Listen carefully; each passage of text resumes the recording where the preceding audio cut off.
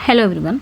तो इस वीडियो में आज हम ग्रामर की practice set, miscellaneous practice set रहेगा ये, ठीक है, जिसमें 50 क्वेश्चन रहेंगे जो आपके मिसलेनियस रहेंगे।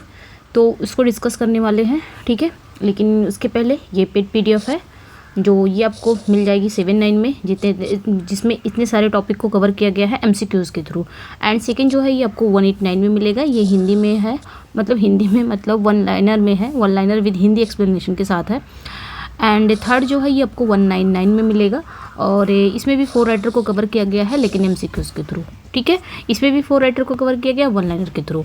तो इस समय बहुत ज़रूरत है प्रैक्टिस करने की। तो ये आपकी प्रैक्टिस अगर करना चाहते हो तो ये तीनों PDF आपके लिए बहुत हेल्पफुल होगी प्रैक्टिस के लिए। अगर आप लेना चाहते हो तो 467 में होगा आफ्टर डिस्काउंट भी मिल जाएगा 399, ठीक है। और अगर आप लेना चाहते हो तो इसी नंबर पे आप व्हाट्सअप कर सकते हैं, ठीक है। 2 और PDF है, ये PGT वालों के लिए है जो आपको 269 में मिल जाएगा। इसमें PGT के ऑल राइटर्स को कवर किया गया है with Hindi explanation, one liner है।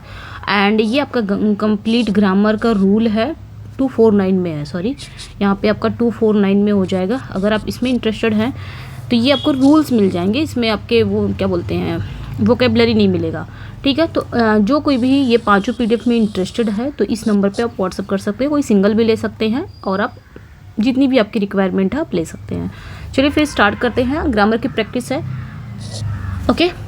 तो फर्स्ट क्वेश्चन है, बहुत इजी से स्टार्ट करेंगे, ऐसा नहीं बहुत टफ। ये ग्रामर का पोर्शन आज है, बहुत ही इजी है क्योंकि हम शुरुआत करेंगे तो इजी से ही करेंगे, प्रैक्टिस के लिए बहुत ही अच्छी होगी। चलिए स्टार्ट करते हैं। हैविंग फिनिश्ड, फर्स्ट क्वेश्चन है आज का। Having finished the report he submitted it in this sentence having finished is a या फिर एन।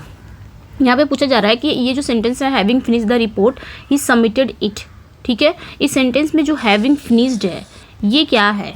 जेरेंड है, पार्टिसिपल है, इन्फिनिटिव है, या फिर आपका फिनिट वर्ब है, क्या है ये बताना है जो आपका हैविंग फिनिश्ड है, ठीक है। तो देखना, याद रखना है जो आपके पार्टिसिपल होते हैं, ओके। पार्टिसिपल क्या होता है? पार्टिसिपल वही होता है जो वर्ब की तरह एक्ट करता है, और वो एडजेक्टिव भी कहलाता है, पार्टिसिपल भी कहलाता है ना। जो वर्ब की तरह एक्ट करता है, वर्ब की तरह काम करता है, वो एडजेक्टिव के साथ साथ पार्टिसिपल भी कहलाता है। पार्टिसिपल कितने प्रकार के होते हैं? 3 प्रकार के होते हैं। एक आपका प्रेजेंट पार्टिसिपल होता है, ठीक है। ये प्रैक्टिस सेशन है इसलिए मैं ज़्यादा इसमें समझाऊंगी नहीं, बट जहाँ पे रिक्वायर होगी वहाँ पे एक्सप्लेन जरूर करूँगी। प्रेजेंट पार्टिसिपल, ठीक है। प्रेजेंट पार्टिसिपल तीन प्रकार के पार्टिसिपल होते हैं, present participle, past participle and perfect participle. तो प्रेजेंट पार्टिसिपल को हम कैसे पहचानेंगे? ये वर्ब की फर्स्ट फॉर्म में ING होता है, ठीक है, लगातार। प्रेजेंट पार्टिसिपल वही होता है जो चीज़ें भी चल रही है, ठीक है, जो चीज़ें अभी चल रही है। जैसे प्रेजेंट में कोई चीज़ चल रही हो रही हो तो वो आपका प्रेजेंट पार्टिसिपल होता है। प्रेजेंट मतलब जो भी प्रेजेंट में हो रहा हो कोई चीज़, ठीक है। जैसे एग्जांपल ले लेते हैं हम, जैसे मैं चलती ट्रेन से कूद गया, चलती ट्रेन से कूद गया। अब चलती ट्रेन क्या है? प्रेजेंट में है, तो वहाँ ये जो होगा चलती ट्रेन, ये आपका प्रेजेंट पार्टिसिपल हो जाएगा क्योंकि दोनों ही काम क्या हो रहे हैं? प्रेजेंट में हो रहे हैं। तो ये प्रेजेंट पार्टिसिपल है। ये क्या होगा? वर्ब की फर्स्ट फॉर्म में ING होगा, ठीक है। इसमें एक आपका पास्ट पार्टिसिपल होता है, ठीक है। पास्ट पार्टिसिपल क्या होता है? इसमें आपका वर्ब, जो वर्ब की सेकेंड फॉर्म होती है, ठीक है। मैं ऐसे लिख दे रही हूँ, वर्ब की थर्ड फॉर्म होती है, सॉरी एक मिनट। इसमें जो आपका होता है वो आपका वर्ब की थर्ड फॉर्म होती है, ओके। कहीं कहीं ऐसे डिनोट करते हैं V3। तो ये वर्ब की थर्ड फॉर्म होती है। जैसे कि आप एग्जांपल ले सकते हो, जैसे कि फ्राइड फिश।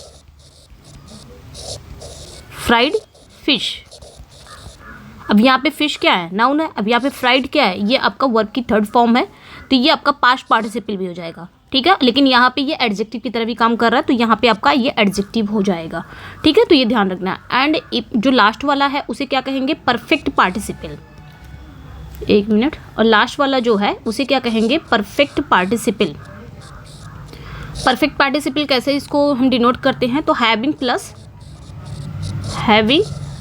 प्लस वर्ब की थर्ड फॉर्म, ठीक है। वर्ब की third form, having plus verb की थर्ड फॉर्म, ये आपका हो जाता है परफेक्ट पार्टिसिपल। जैसे हैविंग रेस्टेड, आगे हम सेंटेंस हैविंग रेस्टेड, ठीक है। Having rested they started their journey again. अब यहाँ पे ये हैविंग वेस्टेड क्या है, हैविंग है, उसके बाद वर्ब की थर्ड फॉर्म है, तो ये क्या है, परफेक्ट पार्टिसिपल है। यही क्वेश्चन भी पूछा जा रहा है, ठीक है। यहाँ पे हैविंग फिनिश्ड है ना, हैविंग प्लस वर्ब की थर्ड फॉर्म है, पूछा जा रहा है ये है क्या, तो ये एक पार्टिसिपल है। लेकिन अगर पूछा जाए कि पार्टिसिपल में कौन सा पार्टिसिपल है, तो ये एक परफेक्ट पार्टिसिपल है। ओके, ये ध्यान रखना है, ये एक परफेक्ट पार्टिसिपल है। नेक्स्ट पे आएंगे। नेक्स्ट वन क्वेश्चन है आपका, नेक्स्ट वन कह रहा है identify the tense of the following sentence by this time next year I shall have completed my research. इसमें बताना है कौन सा टेंस है, future perfect continuous, future perfect, future continuous या सिंपल फ्यूचर, कौन सा टेंस है ये बताना है।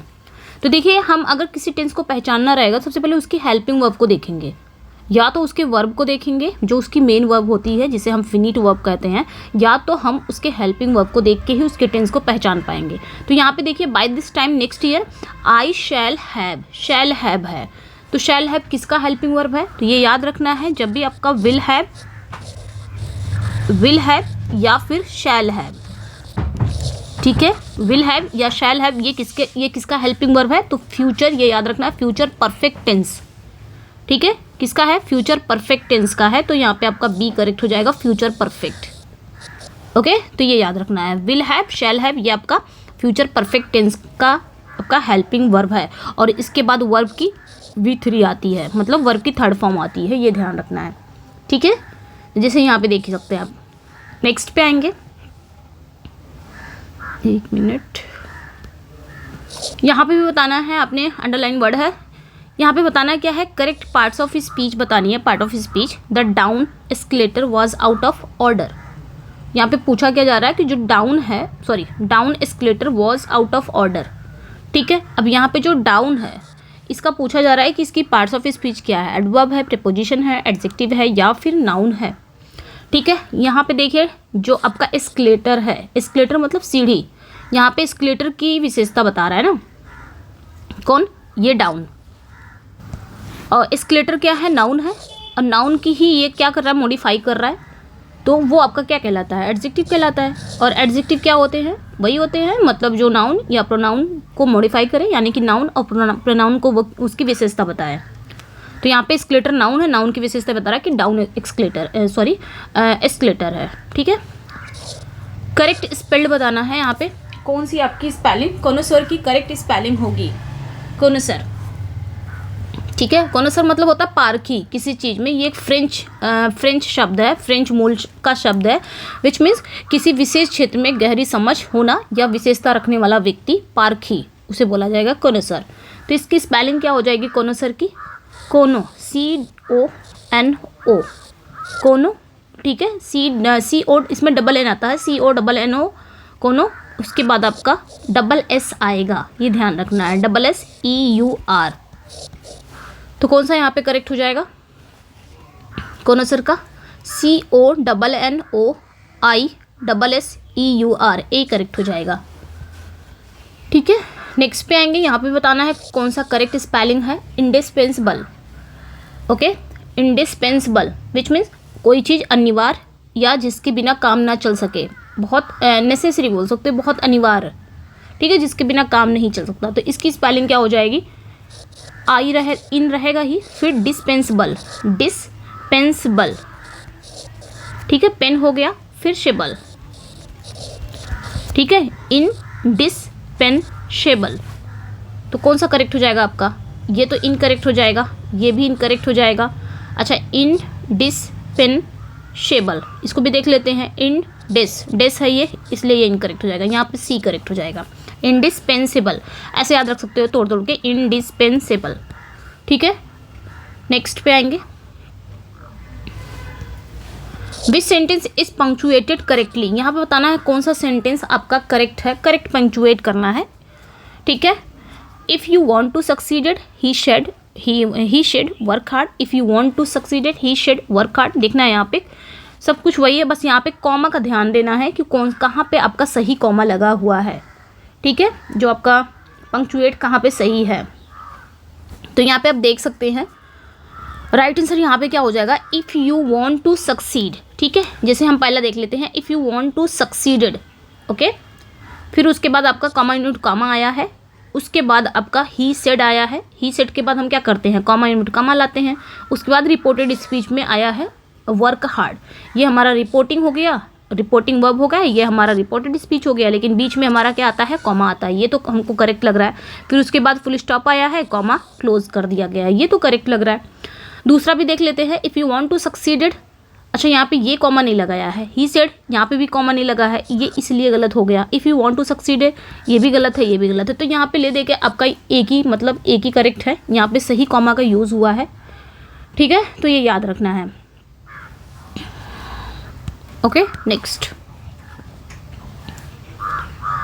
इतना इजी क्वेश्चन है आज के क्लास का, जो आपका प्रैक्टिस है, ये आपका ग्रामर का प्रैक्टिस सेट है, 50 है, लेकिन अगर आप लोग मतलब आप लोग स्कोर जरूर शेयर करिएगा कितना आपने स्कोर किया है।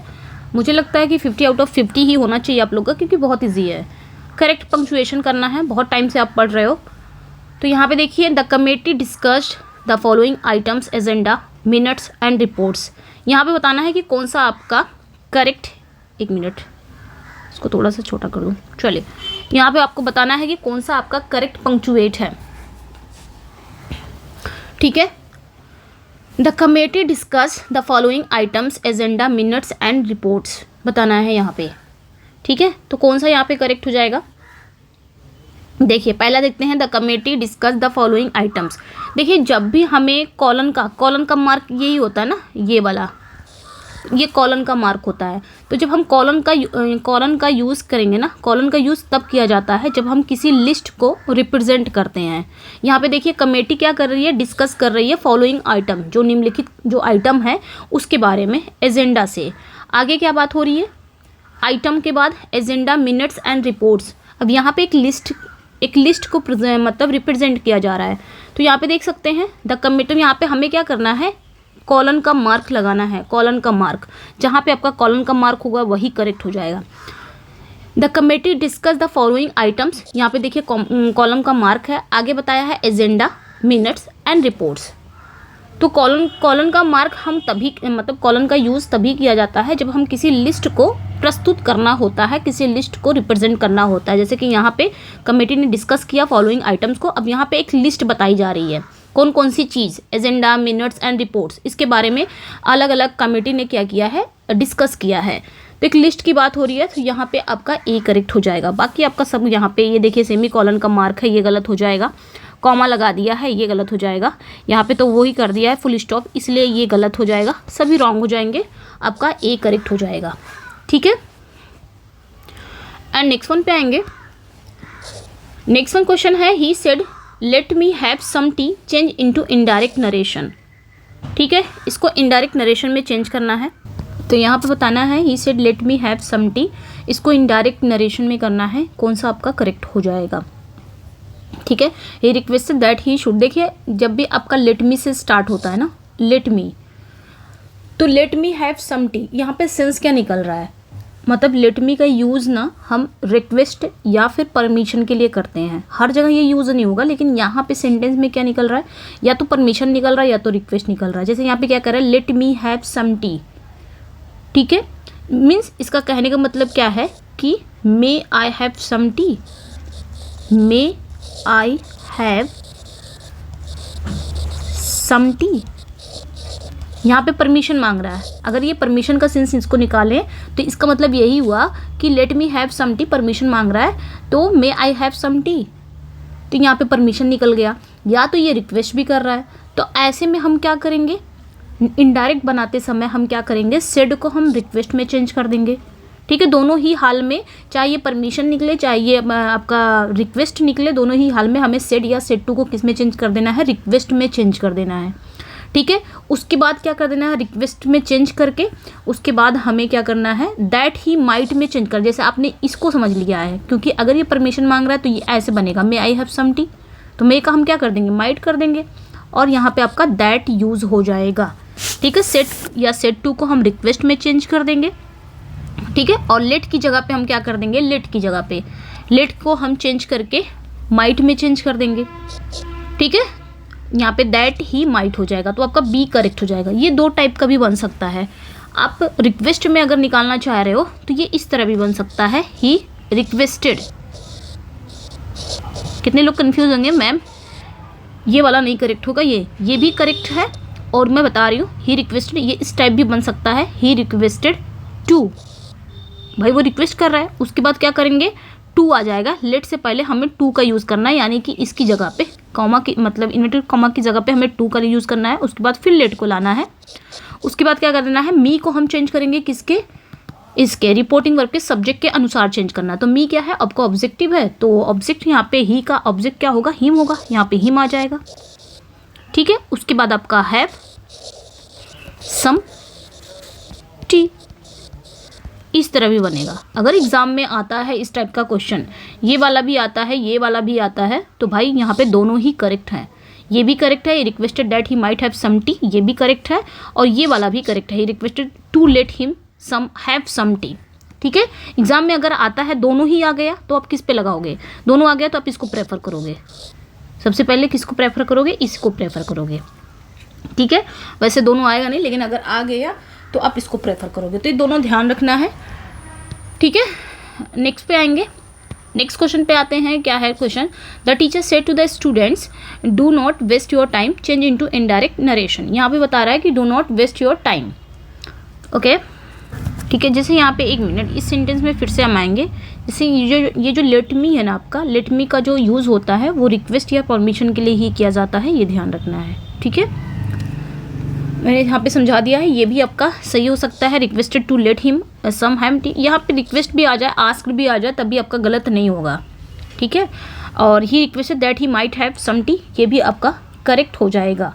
ठीक है, क्योंकि लेट मी का अगर सही यूज़ हम इनडायरेक्ट में बनाएंगे तो माइट या कुड से दिया जाता है, ना कि शुड से दिया जाता है, तो यहाँ पे आपका करेक्ट हो जाएगा, he requested that he might have some tea.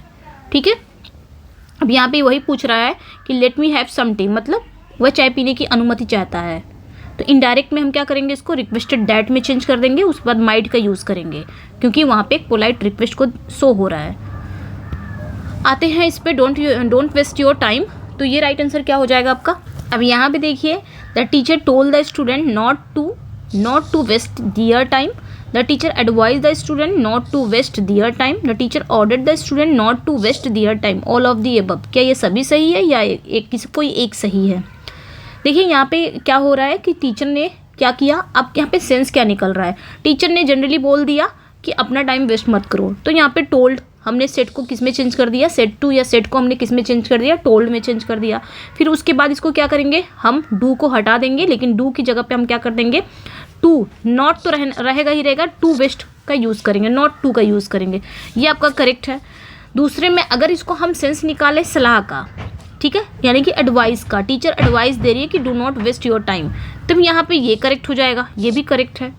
ठीक है, अगर टीचर एकदम मतलब सलाह आपका एडवाइस दे रहा है, ऑर्डर दे रहा है, जहाँ जैसे यहाँ पे टीचर हो सकता है ऑर्डर दे रहा हो कि अपना टाइम वेस्ट मत करो, ठीक है, वो भी सेंस निकल रहा है, तो ये भी करेक्ट है। तो यहाँ पे तीनों ही सेंस निकल रहा है, एडवाइस का भी, ऑर्डर का भी, एक निर्देश का भी, निर्देश भी दे रहा है, डोंट वेस्ट योर टाइम। ठीक है, तो यहाँ पे सभी करेक्ट है, तो इस हिसाब से हम यहाँ पे जाएंगे डी पे। ओके, नेक्स्ट, अब अगला जो क्वेश्चन है, चूज द सिनोनिम ऑफ यूबिक्वेटस। ये हमने पढ़ा था ना, यूबिक्वेटस। यूबिक्वेटस मतलब क्या होता है, रेयर, परवेसिव, लिमिटेड या फ्लीटिंग। यूबिक्वेटस जब मैंने कहा था, जैसे कि आजकल हर जगह मोबाइल फ़ोन क्या है, यूबिक्वेटस हो चुका है। जो आपका फ़ोन है, सेल फ़ोन जो है, वो अब क्या हो गया है, यूबिक्वेटस हो गया है, यानी कि हर जगह मौजूद हो गया। तो यूबिक्वेटस मतलब सर्वव्यापी होता है, सर्वव्यापी यानी कि हर जगह मौजूद। ठीक है, तो इसका जो आपका सिनोनिम होगा वो आपका परवेसिव हो जाएगा, परवेसिव। ठीक है, विच मीन्स इसका भी मतलब होता है जो हर जगह फैल चुका है। ठीक है, नेक्स्ट पे आएंगे। नेक्स्ट वन जो आपका सिनोनिम है, एसोटेरिक। एसोटेरिक मतलब क्या होता है, इसका सिनोनिम बताना है। ऑब्वियस है, पब्लिक है, एस्ट्रूज है, कॉमन है। एसोटेरिक मतलब होता है बहुत ही गूढ़ टाइप का, गूढ़ या फिर जटिल। ठीक है, जटिल या फिर केवल कुछ चुने लोगों के लिए समझने योग्य। तो इसका जो आपका सिनोनिम हो जाएगा वो अब्स्ट्रूज हो जाएगा, सी करेक्ट हो जाएगा, क्योंकि अब्स्ट्रूज मतलब भी होता है कठिन या जटिल समझ वाला। ठीक है, नेक्स्ट वन पे आएंगे। Choose the antonym of iconic. ठीक है, ठीक है, यहाँ पे लैकोनिक है, सॉरी ये एल है, लैकोनिक, ठीक है, लैकोनिक। लैकोनिक मतलब क्या होता है? ब्रीफ, संक्षिप्त। तो ये आपका देखिए यहाँ पे एंटोनिम पूछा जा रहा था ना, ब्रीफ इसका सिनोनिम है कंसाइज वे में, कंसाइज हो गया, ब्रीफ हो गया, एब्रीविएट हो गया, टर्स हो गया, ये तीनों ही इसका क्या है? आपका सिनोनिम है। बट यहाँ पे एंटोनिम पूछा था तो एंटोनिम हो जाएगा वर्बोस, ठीक है, एंटोनिम क्या हो जाएगा? वर्बोस। तो ये याद रखना है, जो आपका लैकोनिक है यानी कि कम शब्दों में प्रभावी रूप से बात करने वाला, संक्षिप्त, ब्रीफ, कंसाइज, टर्स। लेकिन वर्बोज इसका जस्ट उल्टा हो जाएगा। वर्बोज का मतलब होता है बहुत अधिक और अननेसेसरी शब्दों का यूज़ करने वाला, उसे कहा जाता है, ठीक है। लैकोनिक याद रखना है, लैकोनिक मतलब ब्रीफ। नेक्स्ट वन पे आएंगे, नेक्स्ट वन है एफेमेरल। इसका एंटोनिम बताना है, सेलेक्ट द एंटोनिम ऑफ एफेमेरल, ठीक है। एफेमेरल मतलब क्या होता है? मतलब अल्पकालिक या फिर क्षणिक बोला जाता है एफेमेरल। तो इसका जो एंटोनिम हो जाएगा वो परपेचुअल हो जाएगा। परपेचुअल मतलब होता है स्थायी या शाश्वत। नेक्स्ट वन है a person who is indifferent to pleasure और पेन। एक ऐसा व्यक्ति जो किसी भी प्रकार के दुख या सुख से प्रभावित नहीं होता और मानसिक शांति बनाए रखता है। हर हाल में वो मतलब एक मानसिक शांति, एक संतुलन बनाए रखता है। चाहे दुख हो गया, चाहे प्लेजर हो, चाहे पेन हो, वो एक जैसा ही रहता है, इंडिफरेंट रहता है। ऐसे व्यक्ति को हम क्या कहेंगे? हेडोनिस्ट या स्टोइक, एस्थेटिक या एपिक्यूरियन। एपिक्यूरियन तो स्टोइक, इसे क्या कहेंगे? स्टोइक। इसे इंडिफरेंट भी बोला जाता है, स्टोइक भी बोला जाता है, ठीक है। Next one, the study of ancient societies. तो मतलब जो एंशियंट सोसाइटीज़ का अध्ययन करना, उसे हम क्या बोलते हैं? एंथ्रोपोलॉजी, आर्कियोलॉजी, सोशियोलॉजी या एथनोलॉजी।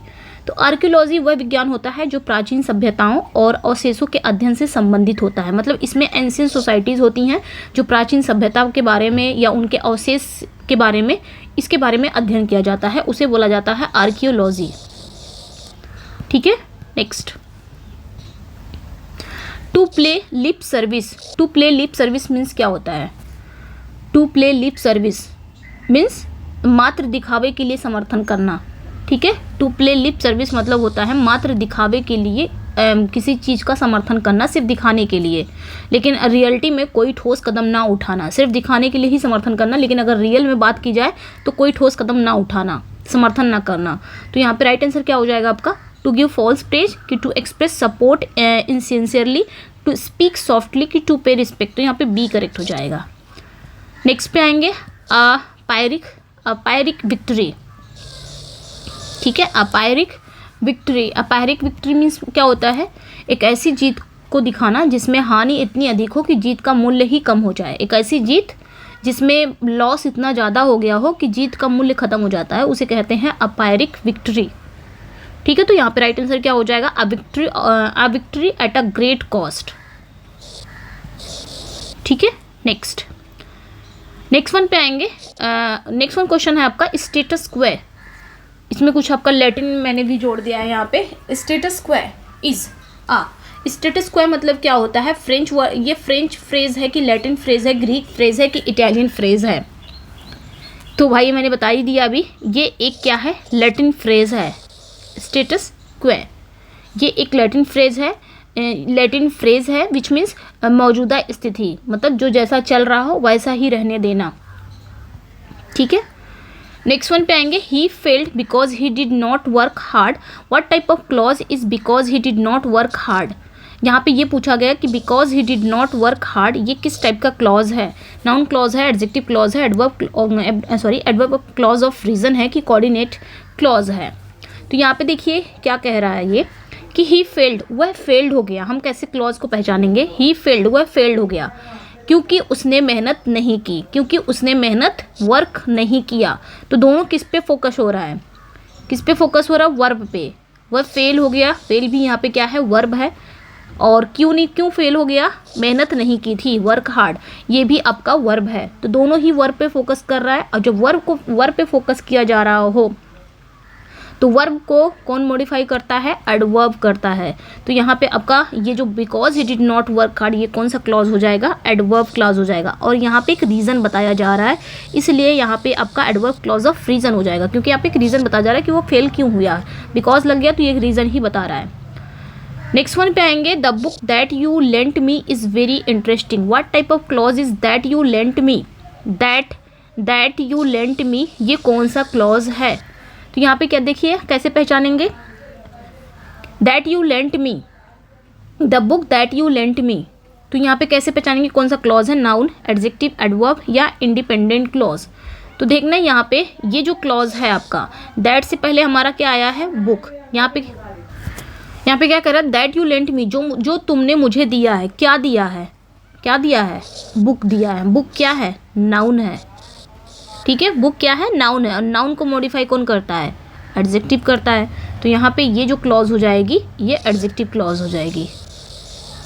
ठीक है, और ऐसे भी देख लो कि आपने यहाँ पे देख क्या आया है, जो आपका क्लॉज से पहले अगर आपका नाउन आ जा रहा है, यानी कि दैट वेट लगा है उसके पहले ही नाउन आ जा रहा है, तभी वो आपका एडजेक्टिव क्लॉज होगा। नेक्स्ट पे आएंगे, choose the grammatically correct sentence. इसमें बताना है कि कौन सा सेंटेंस आपका ग्रामेटिकली करेक्ट है। Okay, each of the boys have done their homework. तो भाई यहाँ पे जो आपका ईच ऑफ द बॉयज़ है, ईच जो है वो एक सिंगुलर शब्द है और इसके साथ जो आपका हेल्पिंग वर्ब आता है वो हैज़ होता है और हिज का प्रयोग करते हैं। तो यहाँ पे ईच ऑफ द बॉयज़ एक ही व्यक्ति की ओर संकेत कर रहा है। तो यहाँ पे राइट आंसर क्या हो जाएगा? Each of the boys have done their homework कि each of the boys has done. तो राइट आंसर आपका यहाँ पे each of the boys has done हो जाएगा। Each of the boys has done his homework हो जाएगा। ठीक है, याद रखना है, मैंने कितनी बार ही बताया है कि वन ऑफ हो गया आपका, वन ऑफ हो गया, ईच ऑफ हो गया, ओके, ईच ऑफ हो गया, वन ऑफ हो गया, एवरी वन ऑफ हो गया, एवरी वन ऑफ हो गया, ईदर ऑफ हो गया, ईदर ऑफ हो गया, नीदर ऑफ हो गया, okay, one of, each of, every one of, either of, neither of, या फिर आपका इन सभी के बाद ना प्लूरल नाउन आता है। वर्ब कैसी आती है? सिंगुलर वर्ब आता है, ये ध्यान रखना है। ठीक है, तो यहाँ पे भी ईच ऑफ आया है, उसके बाद आपका नाउन कैसा आया? प्लूरल, लेकिन वर्ब कैसी आनी चाहिए? Singular, singular. ठीक है, बाकी जब ये सिंगुलर हो गया तो इधर का भी सब सिंगुलर ही हो जाता है, तो यहाँ पे बी करेक्ट हो जाएगा। एंड नेक्स्ट वन पे आएंगे, यहाँ पे भी करेक्ट बताना है कौन सा सेंटेंस आपका करेक्ट है। बहुत ईजी है ना। He is one of the best students that has ever studied. He is one of the, तो ध्यान रखना मैंने अभी बताया है कि वन ऑफ के बाद आपने क्या लगाना है? प्लूरल नाउन और सिंगुलर वर्ब, ये एक रूल है। लेकिन अगर आपका वन ऑफ आ रहा हो और उसके साथ वन ऑफ आ रहा हो और उसके साथ आपका रिलेटिव प्रोनाउन भी आ रहा हो, तब आप क्या करेंगे? तब आप क्या करेंगे? तो इसके बाद ना आपका जो नाउन आएगा ना, वो रिलेटिव प्रोनाउन के पहले जो आपका वर्ब आएगा ना, वो रिलेटिव प्रोनाउन के पहले जो नाउन होगा उसके के अकॉर्डिंग यहाँ पे वर्ब होगा। अगर रिलेटिव प्रोनाउन के पहले आपका नाउन या प्रोनाउन प्लूरल है तो प्लूरल आएगा, सिंगुलर है तो सिंगुलर आएगा। तब यहाँ पे वन ऑफ की वैल्यू खत्म हो जाएगी। अगर आपके वन ऑफ के बाद वन ऑफ जिसमें है उसमें रिलेटिव प्रोनाउन है, तो यहाँ पे देख सकते हैं एग्जाम्पल है, जैसे कि यहाँ पे वन ऑफ दिया हुआ है, फिर यहाँ पे एक रिलेटिव आपका प्रोनाउन भी है। ठीक है, तब यहाँ पे वन ऑफ की वो वैल्यू खत्म हो जाएगी, ये वाली वैल्यू जो मैंने बताया था। अगर वन ऑफ के साथ रिलेटिव प्रोनाउन भी आ रहा है तब ये वाला वैल्यू खत्म हो जाएगा कि ये प्लूरल नाउन है, सिंगुलर वर्ब है। दोनों ही हाल में प्लूरल नाउन, ये प्लूरल नाउन है, ये सिंगुलर वर्ब है। देखिए यहाँ पे कौन सा करेक्ट हो जाएगा ये देखते हैं पहले। He is one of the best students that have ever studied. अब ये देखिए वन ऑफ आया है, उसके बाद आपका इसको छोड़ ही देते हैं, इसमें रिलेटिव प्रोनाउन भी आया है। अब यहाँ पे आपका यही करेक्ट हो जाएगा। यहाँ पे आपका क्या है? हेल्पिंग वर्ब हैव है। क्यों है? क्योंकि यहाँ पे रिलेटिव प्रोनाउन आया है। रिलेटिव प्रोनाउन से पहले जो नाउन या प्रोनाउन आएगा उसके अकॉर्डिंग हम यहाँ पे अपनी वर्ब रखेंगे। तो यहाँ पे हमारा जो नाउन आया है वो प्लूरल है, तो इसलिए यहाँ पे प्लूरल रखा गया है। इसकी वैल्यू यहाँ पे ख़त्म हो जाती है वन ऑफ की। अगर ये सिंगल आ रहा है सेंटेंस में वन ऑफ, तब आप इसको फॉलो कर सकते हो सिंगुलर वर्ब को। प्लूरल नाउन सिंगुलर वर्ब, इस रूल को फॉलो करते हैं। लेकिन अगर वन ऑफ के साथ आपका रिलेटिव प्रोनाउन भी आ रहा है तब ये वाला रूल आपका खत्म हो जाएगा, तब ये वाला रूल आपको फॉलो करना है। रिलेटिव प्रोनाउन जो अपने साथ, जो अपने पहले नाउन के अकॉर्डिंग ही वर्ब आएगी, रिलेटिव प्रोनाउन के पहले, ठीक है। तो यहाँ पे आपका बी करेक्ट हो जाएगा। ओके, नेक्स्ट वन पे आएंगे। नेक्स्ट वन क्वेश्चन है rearrange the following sentences to form a coherent paragraph है। It is a complex issue, environmental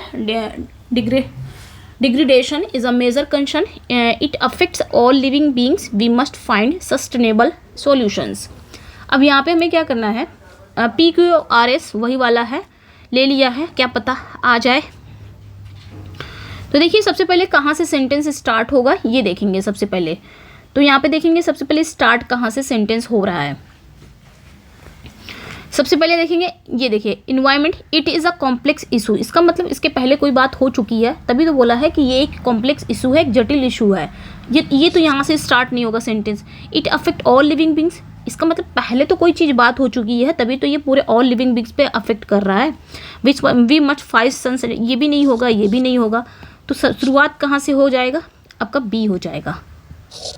environmental degradation is a major concern, जो एनवायरमेंटल डिग्रेडेशन है वो एक मेजर कंसर्न है, ये आपका यहाँ पे इंट्रोडक्शन दिया जा रहा है।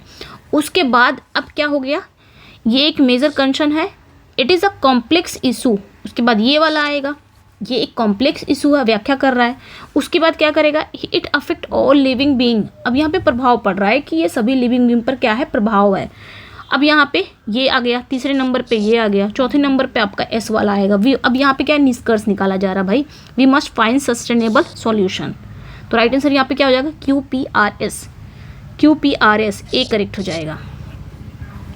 नेक्स्ट यहाँ पे भी बताना है आपका, the storm intensified, the boat was tossed about, the fisherman fear to their lives, they struggled to control the vessel. तो यहाँ पे बताना है कि कौन सा आपका करेक्ट होगा, ठीक है। सबसे पहले घटना की शुरुआत कहाँ से हुई है, द स्टॉर्म इंटेंसिफाइड, घटना की शुरुआत यहीं से हुई है, सबसे पहले यही आएगा पहले नंबर पे। देन उसके बाद क्या कह रहा है, जब घटना की शुरुआत हुई उसके बाद क्या हुआ, the fisherman fear to their lives, जो फिशरमैन है, प्रतिक्रिया, फिशरमैन क्या हो गए, वो डर गए, है ना, यहाँ पे एक प्रतिक्रिया दिखाई है, दूसरे नंबर पे है। उसके बाद क्या हुआ, they struggle to control the vessel, अब वो वहाँ पे जब डर गए तो स्ट्रगल करने लगे, यहाँ पे संघर्ष दिख रहा है, ये तीसरे नंबर पे है। एंड आपका the boat was tossed about, अब यहाँ पे एक परिणाम दिखा, एक रिजल्ट दिखा। तो राइट आंसर यहाँ पे क्या हो जाएगा, PRQS, बी करेक्ट हो जाएगा, PRQS, यस सही है। नेक्स्ट पे आएंगे, change the following sentence into passive voice, someone stole my wallet, किसी ने मेरे वॉलेट को चुरा लिया है। तो आपने तो सबको पता ही है, स्टोल है तो वॉज वाला करेक्ट हो जाएगा, वॉज या वर होगा, तो माय वॉलेट आपका सिंगुलर है तो वॉज होगा, जहाँ पे वॉज होगा वही आपका सही हो जाएगा। माय वॉलेट वॉज स्टोलन, ये ऐसे भी आ सकता है, my wallet was stolen only, यहीं तक भी आ सकता है, और बाय समवन लगा दिया तो कोई गलती इसमें है नहीं, ठीक है। नेक्स्ट वन पे आएंगे, यहाँ पे बताना है, एक्टिव वॉइस करना है इसको, हाँ। The window was broken by the wind, window क्या हो गया, टूट गई विंड के द्वारा। अब इसका जो एक्टिव वॉइस होगा यानी कि विंड ने क्या किया, विंडो को तोड़ दिया। अब वहाँ पे वॉज है तो सिंपल पास्ट में आएगा, ब्रोक हो जाएगा, the window broke the window, sorry the wind broke the window, B correct हो जाएगा, पास्ट की बात कर रहा है ये। नेक्स्ट करेक्ट प्रेपोजिशन लगाना है हमें, he is proficient dash languages, ठीक है, प्रोफिशिएंट डैश लैंग्वेजेस, ठीक है। तो he is proficient dash language in, at, with या ऑन, क्या होगा यहाँ पे बताना है। देखिए जब भी आपका एडेप्ट आ जाए, एडेप्ट, या फिर आपका प्रोफिशिएंट आ जाए, प्रोफिशिएंट भी ले लीजिए, एंड आपका एक्यूरेट आ जाए, या फिर करेक्ट आ जाए, या फिर स्किल्ड आ जाए, ठीक है, या एक्सपर्ट आ जाए, एक्सपर्ट, करेक्ट, या फिर हम बोल सकते हैं अकम्प्लिश, ठीक है, accomplished, adept, expert, correct, accomplish, proficient, इन सभी का मतलब क्या होता है? दक्ष होना, निपुण होना, कुशल होना, स्किल्ड होना। और इनके साथ हम कौन सी प्रेपोजिशन लगाएंगे? इन। तो यहाँ पे आपका इन हो जाएगा, राइट आंसर यहाँ पे ए हो जाएगा। नेक्स्ट पे आएंगे, यहाँ पे भी करेक्ट प्रेपोजिशन बतानी है हमें। The committee deliberated dash the issue, तो यहाँ पे क्या होगा? ऑन, एट, विद या अबाउट। तो याद रखना है डेलिब्रेटेड ऑन होता है, विच मीन्स किसी विषय पर गहराई से विचार करना। कमेटी ने क्या किया? इस इशू पर गहराई से विचार किया। डेलिब्रेटेड ऑन याद रखना है, डेलिब्रेटेड ऑन मतलब होता है किसी विषय पर गहराई से विचार करना, किसी विषय पर गहराई से विचार करना। तो यहाँ पे आपका डेलिब्रेटेड ऑन होगा, ठीक है। नेक्स्ट पे आएंगे, अगला जो है यहाँ पे भी करेक्ट प्रेपोजिशन बनना है। He is anxious dash his exam result. तो एनेक्सिस फॉर भी होता है और एनेक्सिस अबाउट भी होता है। तो यहाँ पे हम क्या लगाएंगे? ओके, यहाँ पे हम लगाएंगे एनेक्सिस अबाउट, ठीक है। एनेक्सिस अबाउट विच मीन्स किसी चीज़ को लेकर चिंतित होना। तो he is anxious about his exam result. Okay, next अब यहाँ पे बताना है टू ब्रिंग अबाउट मीन्स, ये आपका बताना है, आई थिंक ये वो है फ्रेजल है। टू ब्रिंग अबाउट मीन्स क्या होता है? To carry, to cause, to introduce, to understand. तो ये याद रखना है। टू ब्रिंग मतलब ब्रिंग अबाउट का मतलब होता है किसी चीज़ को उत्पन्न करना या कारण बनना। तो टू कॉज हो जाएगा, किसी चीज़ का कारण बनना या किसी चीज़ को उत्पन्न करना। To call off means call off पूछा जा रहा है। To visit, to cancel, to shout, to remember. तो टू कॉल ऑफ मतलब होता है टू कॉल ऑफ मतलब किसी कोई आयोजन, मतलब कोई आपका आयोजन हो गया, कोई मीटिंग हो गई, कोई खेल हो गया, कोई योजना हो गया, उसको रद्द कर देना। टू कैंसिल, ठीक है। टू लुक इनटू मीन्स मतलब क्या होता है? लुक इनटू मीन्स किसी मामले की जांच करना या पड़ताल करना। तो यहाँ पे क्या हो जाएगा? To investigate. नेक्स्ट पे आएंगे, एक मिनट, अगला है choose the word that best complete the sentence. His argument was so dash that no one could refuse. यहाँ पे रिफ्यूज होना चाहिए था, रिफ्यूज इट। अब यहाँ पे क्या होगा? टेनेबल होगा, टेनियस होगा, या फिर ट्रांसिएंट होगा या ट्रेंचेंट होगा। उसका आर्ग्यूमेंट इतना था कि कोई भी रिफ्यूज़ नहीं कर सका। क्या था वो बताना है। तो राइट आंसर यहाँ पे क्या हो जाएगा? टेनेबल। टेनेबल का मतलब क्या होता है? तर्क संगत या बचाव करने योग्य। तो यहाँ पे तर्क मतलब यहाँ पे क्या कह रहा है कि उसका जो आर्ग्यूमेंट था ना, उसकी जो बहस थी ना, वो इतना मजबूत था कि कोई भी उसे रिफ्यूज़ नहीं कर सका, कोई खारिज नहीं, मतलब उसका जो कोई भी खारिज नहीं कर सका। तो यहाँ पे टेनेबल हो जाएगा, ठीक है। लॉजिकल चीज़ें, तर्क संगत, ठीक है। नेक्स्ट पे आएंगे, identify the error in the following sentence. Neither the student nor the teacher were present. इसमें एरर बताना है, कहाँ पे गलती है। नीदर, नॉर या वर या प्रेजेंट, कहाँ पे एरर है ये बताना है। तो हमने पढ़ा था ये इधर और हो गया, आपका इधर और हो गया, या आपका नीदर नॉर हो गया, ठीक है। नीदर नॉर हो गया, या आपका नॉट ओनली बट ऑल्सो हो गया, नॉट ओनली बट ऑल्सो हो गया। तो भाई यहाँ पे भी एक सब्जेक्ट आता है, यहाँ पे भी एक सब्जेक्ट आता है, ये दोनों ना सब्जेक्ट के साथ ही आते हैं, मतलब नाउन या प्रोनाउन के साथ आते हैं। तो इधर के बाद भी एक नाउन एक प्रोनाउन आ सकता है, आता है, और आर के बाद भी एक नाउन या प्रोनाउन आता है। तो यहाँ पे हम वर्ब किसके अकॉर्डिंग रखेंगे ये पूछा जा रहा है। वर्ब किसके अकॉर्डिंग रखेंगे? तो और या नॉर या बट ऑल्सो के बाद जो आपका नाउन या प्रोनाउन आएंगे उसके अकॉर्डिंग आप अपनी वर्ब रखेंगे। जैसे यहाँ पे देखिए, नीदर द स्टूडेंट एक आपका नाउन आया, फिर नॉर द टीचर फिर एक नाउन आया। तो यहाँ पे हम वर्ब किसके अकॉर्डिंग रखेंगे? वर्ब हम नॉर के अकॉर्डिंग रखेंगे, या नॉर हो गया, और हो गया, या बट ऑल्सो के बाद जो आपका सब्जेक्ट आएगा उसके अकॉर्डिंग हम अपनी वर्ब रखेंगे। तो यहाँ पे देखिए, टीचर के अकॉर्डिंग हम अपनी वर्ब रखेंगे। तो टीचर क्या है? सिंगुलर है, तो सिंगुलर के साथ हम क्या लगाएंगे? वॉज लगाएंगे। तो यहाँ पे आपका सी पार्ट में एरर था, यहाँ पे आपका वॉज होगा, ठीक है। Next, which of the following is a complex sentence. देखिए इस प्रैक्टिस में ना आपको सब मिलेगा, भले ही दो मिलेगा लेकिन सब मिलेगा, सारा पूरा ग्रामर का। विच of the following is a complex sentence, इसमें से बताना है कि कौन सा आपका कॉम्प्लेक्स सेंटेंस है। देखिए, he went to the market and bought fruits although it was raining, he went out, the sun rose and the birds begin to sing and he is a good man. ये तो simple में आ जाएगा, ये तो होगा नहीं, आपके पास 3 है। The sun rose and the birds begin to, देखिए एंड से जुड़ा हुआ है, द सन रोज ये भी कंप्लीट है, ये भी कंप्लीट है, तो ये आपका कंपाउंड में हो सकता है, होता है, ये कंपाउंड सेंटेंस है। He went to the market, वो मार्केट गई, एंड बॉट फ्रूट्स, और फ्रूट्स खरीदे, तो ये भी आपका सब्जेक्ट वर्ब मतलब पूरा कंप्लीट मीनिंग दे रहा है इस सेंटेंस में, ये सेंटेंस में कंप्लीट मीनिंग दे रहा है, और एंड से जुड़ा हुआ भी है, तो ये भी आपका कंपाउंड है। बचा क्या, बी बचा, although it was raining he went out. Complex sentence क्या होता है, ये याद रखना है, कॉम्प्लेक्स सेंटेंस में एक आपका प्रिंसिपल क्लॉज होना चाहिए, ठीक है, एक आपका प्रिंसिपल क्लॉज होता है, मतलब एक आपका बोल सकते हो आप इंडिपेंडेंट क्लॉज, इंडिपेंडेंट क्लॉज, एक आपका इंडिपेंडेंट क्लॉज होगा, और मोर देन 2 या आपसे एक से ज़्यादा आपके सबऑर्डिनेट क्लॉज होंगे,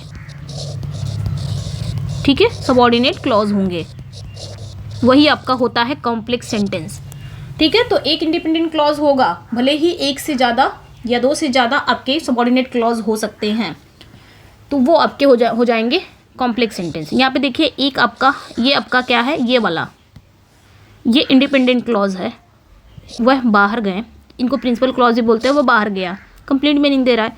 लेकिन अगर कोई इनकम्प्लीट है, ऑल्दो इट वॉज रेनिंग, हालांकि बारिश हो रही थी, यद्यपि बारिश हो रही थी, ये इनकम्प्लीट है, तो ये सबऑर्डिनेट क्लॉज हो गया। ऐसे भी पहचान सकते हो, इनके कंजंक्शन से भी आप पहचान सकते हो, ये वाला जो कंजंक्शन है, ऑल्दो हो गया, दो हो गया, आपका पूरा WH फैमिली ही हो गई, इनमें आ जाती है, बिकॉज हो गया, ठीक है। नेक्स्ट पे आएंगे, choose the correct form of the verb, if dash you I could accept the offer. यहाँ पे वॉज या वर या विल बी क्या आएगा बताना है यहाँ पे, ठीक है। अब देखिए, आपने पढ़ा होगा कंडीशनल सेंटेंस, कंडीशनल सेंटेंस का टाइप 2, टाइप अगर 1 देखें तो अगर आपका इफ़ से स्टार्ट होता है तो इफ़ प्लस सिंपल प्रेजेंट, ठीक है, इफ़ प्लस सिंपल प्रेजेंट, और दूसरे वाले में आपका विल या शैल आता है ना, विल या शैल वर्ब की फर्स्ट फॉर्म, ये तो टाइप 1 हो गया। टाइप 2 में क्या होगा, if plus simple past, simple past आपका सिंपल पास्ट यानी कि वर्ब की सेकेंड फॉर्म भी आ सकती है, आपका हैड भी आ सकता है, हैड भी आपका सिंपल पास्ट में ही है, ठीक है, तो हैड भी आ सकता है। हैड के साथ वर्ब की फर्स्ट मतलब वर्ब की थर्ड फॉर्म नहीं आएगी, तब मानोगे, अगर हैड के साथ वर्ब की थर्ड फॉर्म तो गलत हो जाएगा। यहाँ पे सिंपल पास्ट यानी कि हैड भी आ सकता है, और दूसरे वाले में आपका वुड प्लस वर्ब की फर्स्ट फॉर्म। इसी में एक और पार्ट है, इफ़ प्लस वर, ये भी पास्ट ही है, इफ़ प्लस वर। यहाँ पे जब आपकी हिपोथेटिकल जो सिचुएशन होती है, या आप बोल सकते हैं इमेजिनेशन वाली सिचुएशन आती है, इमेजिनेशन जहाँ पे हो वहाँ पे हम वर लगाते हैं। इसके बाद भी आपका क्या आ जाएगा, वुड प्लस वर्ब की फर्स्ट। टाइप 3 क्या होता है, type 3 if plus have plus verb की थर्ड फॉर्म, इसमें क्या हो जाएगा, वुड हैव या शुड हैव भी होता है, कुड हैव भी आ जाता है कहीं कहीं, would have, should have, could have भी होता है, तो यहाँ पे ध्यान रखना है वुड हैव प्लस वर्ब की थर्ड फॉर्म। तो यहाँ पे देखिए 3 टाइप है, ये वाला भी है, ये वाला भी है, और देखिए सेकंड वाले में 2 टाइप याद रखना है, एक तो आपका सिंपल पास्ट आएगा, सिंपल पास्ट के आपका जैसे वर्ब की सेकंड फॉर्म वगैरह आती है, एक आपका हैड से भी आएगा, वो भी ध्यान रखना है, लेकिन इधर वाला सेंटेंस वुड प्लस वर्ब की फर्स्ट फॉर्म होगी। एक आपका जो आपका इमेजिनेशन वाली चीज़ें होती हैं, यदि मैं प्रधानमंत्री होता या यदि मैं चिड़िया होती तो उड़ जाती, ये वाली सिचुएशन अगर ये वाले सेंटेंस आते हैं तो वहाँ पर ये वर, चाहे आपका सब्जेक्ट कुछ भी हो, चाहे सिंगुलर हो चाहे प्लूरल हो, लेकिन आपका जो ये आएगा वर ही आएगा, आपका जो वर्ब आएगा, ठीक है। तो यहाँ पे वही चीज़ है, ये बीच वाला है, यही वाला है सेंटेंस यहाँ पे, if I dash you I could accept the offer, अगर मैं तुम होता तो मैं क्या करता, इस ऑफर को एक्सेप्ट कर लेता। तो यहाँ पे क्या है भाई, मैं तुम नहीं हो सकता, न तुम मैं हो सकते, तो यहाँ पे कहीं ना कहीं ये, तो यहाँ पे हम क्या लगाएंगे, यहाँ पे आई वर हो जाएगा, ठीक है, याद रखना है यहाँ पे, if I were you I would accept the offer. Next one पे आएंगे, what does the idiom to through down the gauntlet means क्या होता है, मतलब इसका मतलब क्या होता है, to throw down the gauntlet, इस इडियम का मतलब क्या होता है, इस इडियम से मतलब ये होता है ये जानते हो कहाँ से आया है? To throw down the gauntlet, ये एक पुरानी एक ओल्ड ट्रेडिशन से आया है, जिसमें जो योद्धा होते हैं वो दस्ताने फेंक कर चुनौती देते हैं। ठीक है, गॉन्टलेट यहाँ पे दस्ताना, जो दस्ताना होता था, ये एक पुराना ट्रेडिशन मतलब परंपरा बोल सकते हैं, वहाँ से ये आया है इडियम, जिसमें जो योद्धा होते थे वो दस्ताने फेंक कर चुनौती देते थे। तो यहाँ पे वही चीज़ है। तो यहाँ पे आपका क्या होगा? To issue a challenge. ठीक है, यही चुनौती देना, to issue a challenge, B correct हो जाएगा यहाँ पे। चलिए नेक्स्ट पे आएंगे। यहाँ पे बताना है choose the word that best fits, यहाँ पे कौन सा वर्ड सबसे बेस्ट फिट होगा? His behaviour alienated many of his colleagues, amiable, affable, arrogant या एमिकेबल, क्या आएगा यहाँ पे? मतलब उसका बिहेवियर क्या था? तो यहाँ पे आपका क्या आ जाएगा? एमिएबल मतलब क्या होता है? मित्रवत, फ्रेंडली। आपका यहाँ पे करेक्ट हो जाएगा सी, एरोगेंट। उसका बिहेवियर इतना अहंकारी था, इतना घमंडी था। ठीक है, तो behaviour alienated many of his colleagues, तो यहाँ पे एरोगेंट करेक्ट हो जाएगा। ओके, और इस प्रकार का जो व्यवहार होता है, जो एरोगेंट टाइप का जो बिहेवियर होता है, वो लोगों को क्या करता है? दूर कर देता है ना, दूर कर सकता है।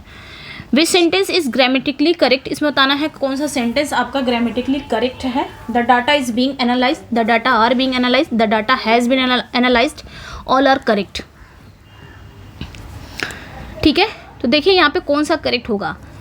आप देख सकते हैं डाटा या डेटा बोल सकते हो इसको, डेटा, ये प्लूरल है ना, लेकिन इसका सिंगुलर क्या होगा? डेटम होगा, है ना, डेटम ही होगा, डेटम होगा इसका सिंगुलर।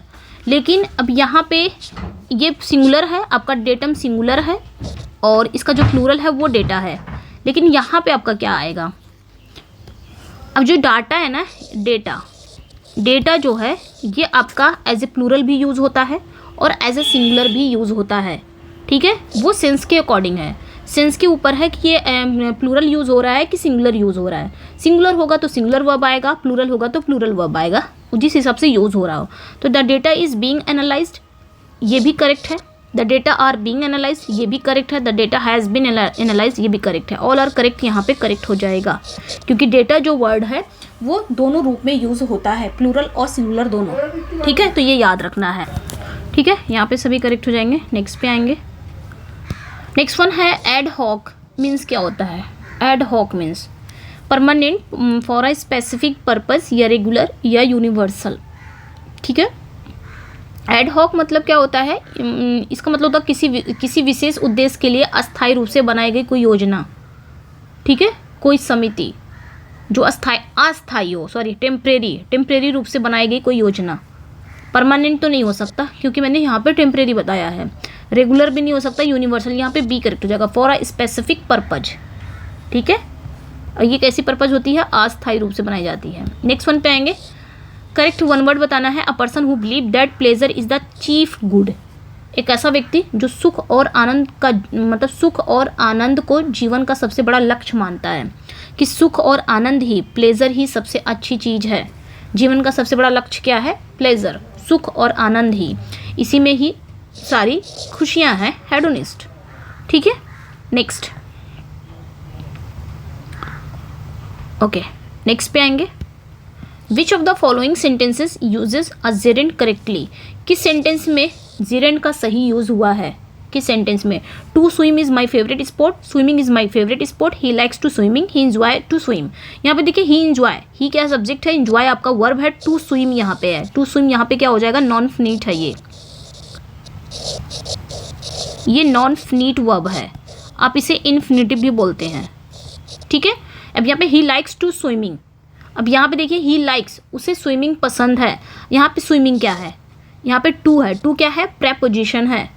ठीक है, टू क्या है? प्रेपोजिशन है। अब प्रेपोजिशन के बाद आपका स्विमिंग आया है, तो ये आपका प्रेपोजिशन के बाद जो आपका आता है वर्ब की फर्स्ट फॉर्म में आईएनजी आता है, तो वो जिरंड का काम करता है।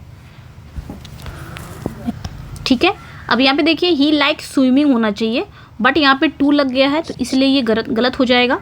अगर ही लाइक्स ओनली स्विमिंग होता तो ये जिरंड का काम करता, लेकिन टू लग गया है तो ये गलत, क्योंकि टू के साथ वर्ब की फर्स्ट फॉर्म आती है, ये ध्यान रखना है। बाकी आप देख सकते हो to swim is my favourite, to swim यहाँ पे यूज़ तो हुआ है, लेकिन यहाँ पे ये सब्जेक्ट का रूप क्या आ रहा है, ये क्या है, इन्फिनिटिव है, ये भी गलत हो जाएगा। जिरेंट का पूछा है, यही बी करेक्ट है, जो कि एक सब्जेक्ट का काम कर रहा है, सब्जेक्ट का एक्ट कर रहा है। Swimming is my favourite sport, यहाँ पे बी करेक्ट हो जाएगा। ठीक है, next, identify the clause in the place where he lives is far from. अच्छा, यहाँ पे पूछा है कौन सा क्लॉज है। Okay, where he lives, sorry where he lives, ये कौन सा क्लॉज है। Is from, is far from the place where he lives. ठीक है, इसमें कौन सा क्लॉज है, वह प्लेस जहाँ वो रहता है। एडवर्ब क्लॉज है, नॉन एडजेक्टिव या फिर मेन क्लॉज। तो यहाँ पे देखिए किसकी बात कर रहा है, वो कहाँ रहता है, कहाँ रहता है, प्लेस, प्लेस की बात हो रही है ना। प्लेस क्या है, नाउन है। ठीक है, और नाउन नाउन है, और नाउन की विशेषता कौन बताता है, मॉडिफाई कौन करता है, एडजेक्टिव। तो यहाँ पे एडजेक्टिव क्लॉज हो जाएगा। नेक्स्ट वन पे आएंगे, करेक्ट प्रेपोजिशन यहाँ पे यूज़ करना है। He is fond of music. भाई यहाँ पे तो बोलते ही समय आ जाता है ना, फॉन्ड ऑफ, फॉन्ड ऑफ मतलब म्यूज़िक, फॉन्ड ऑफ मतलब क्या होता है कि मतलब बहुत अधिक, अरे क्या बोलते हैं, शौकीन, फॉन्ड ऑफ, है ना। चलिए नेक्स्ट वन पे आएंगे, एक मिनट। ओके, करेक्ट स्पेलिंग बतानी है, ओकेशन की करेक्ट स्पेलिंग अभी मैंने कल ही कराए हैं। 200 आपकी स्पेलिंग एरर अभी कल ही कराए हैं, और जो नहीं देखा है वो जाके ज़रूर चेकआउट कर लेंगे। 1098 टाइम्स पूछे गए हैं, 1098 टाइम्स पूछे गए हैं, और बहुत ही इंपॉर्टेंट वो स्पेलिंग एरर है, तो जाके ज़रूर चेकआउट करिएगा चैनल पर। ठीक है, ओकेशन की स्पेलिंग बतानी है। यहाँ पे ओकेशन की स्पेलिंग क्या होगी, OCCASION,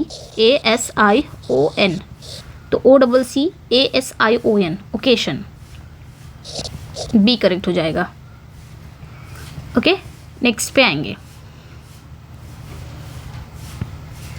to beat about the bush means क्या होता है। To beat about the bush मतलब ये जो यूज़, मतलब ये जो मुहावरा है, इडियम है, जब कोई व्यक्ति किसी मुख्य विषय से बचने की कोशिश कर रहा हो।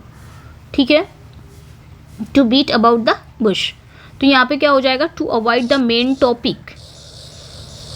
ओके, मतलब कोई व्यक्ति किसी मुख्य विषय से, किसी मेन टॉपिक से बचने की कोशिश कर रहा हो।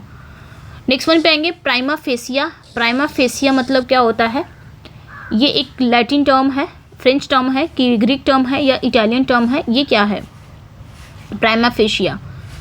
तो ये याद रखना है, ये एक लैटिन टर्म है प्राइमा फेसिया, जिसका मतलब क्या होता है, पहली नज़र में। ठीक है, पहली नज़र में आपका यही पूछ लिया जाएगा, प्राइमा फेसिया, फिर इसका मीनिंग दे दिया जाएगा। करेक्ट सिनोनिम बताना है, मेंडेसियस। मेंडेसियस का करेक्ट सिनोनिम क्या होगा, मेंडेसियस मतलब क्या होता है, मतलब मेंडेसियस मतलब झूठा, तो इसका करेक्ट सिनोनिम हो जाएगा डेसिटफुल।